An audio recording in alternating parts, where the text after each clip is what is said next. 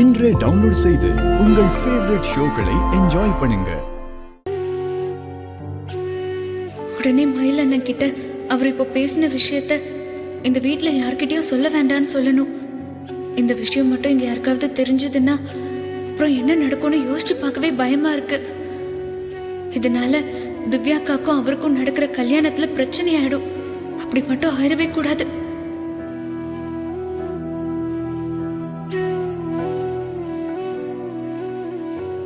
மகா அண்ணா இல்ல மகா, திரு இப்ப நம்ம கிட்ட சொன்ன எதுவுமே காலையில ஞாபகத்துல இல்லாம கூட இருக்கலாம். திரு இப்படி பேசின விஷயம் நாம திரு கிட்ட மட்டும் இல்ல, வேற யார்கிட்டயும் காட்டிக்க கூடாது. இந்த விஷயம் மட்டும் வீட்டுல தெரிஞ்சதுன்னா என்ன நடக்கும்னு நினைச்சு பார்க்கவே முடியல.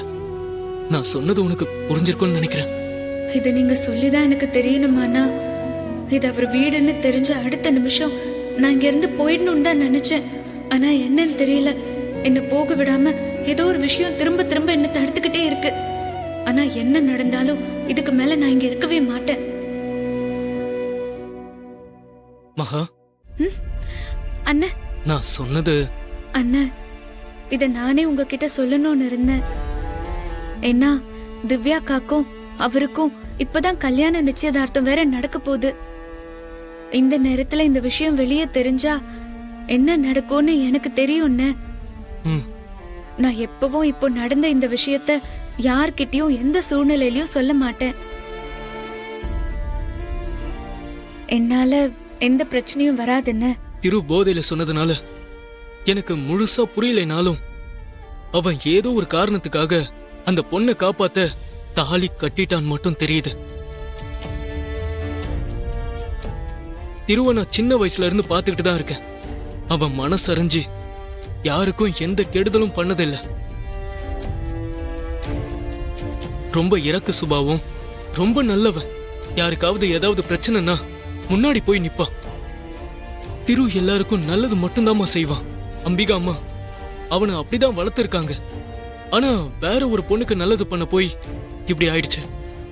அந்த விஷயம் பாவம் அவன் மனசுல இப்போ தீராவளியை ஏற்படுத்தியிருக்க. திரு இப்படி இருந்து இப்பதான் நான் முதல் தடவையா பாக்குறேன். இதுல அந்த பொண்ணு ஏதாவது திரும்ப வந்துட்டாலோ இல்ல பிரச்சனை பண்ணிட்டாலோ அது திருவோட கல்யாணத்துல பெரிய சிக்கலை உருவாக்கிடும். அது மட்டும் நடந்துடக்கூடாது மகா. அண்ணா, உங்க பயம் எனக்கு தெரியுது. நான் சொல்றேன், கண்டிப்பா அவரோட வாழ்க்கையில அப்படி எதுவுமே நடக்காது. சீக்கிரத்துல திவ்யாக்காக்கும் அவருக்கும் நல்லபடியா கல்யாணம் நடக்கும். அந்த பொண்ணால எந்த பிரச்சனையும் வராது, நம்புங்க. நல்லவங்களுக்கு நல்லதுதான் நடக்கும்னு. சாமி மாதிரி சொல்ற மகா, நானும் அப்படிதான் நடக்கணும்னு கடவுள்கிட்ட வேண்டிக்கிறேன். பிரச்சனை இல்லாம இருந்த அவன் வாழ்க்கையில ஆண்டவன் ஏன் தான் இப்படி பண்றான்னு தெரியல. எது எப்படி இருந்தாலும் இந்த குடும்பத்துக்கு எந்த பிரச்சனையும் வந்துடவே கூடாது. மகா, நீயும் அவனுக்காக வேண்டிக்கும் மகா. சரிண்ணே.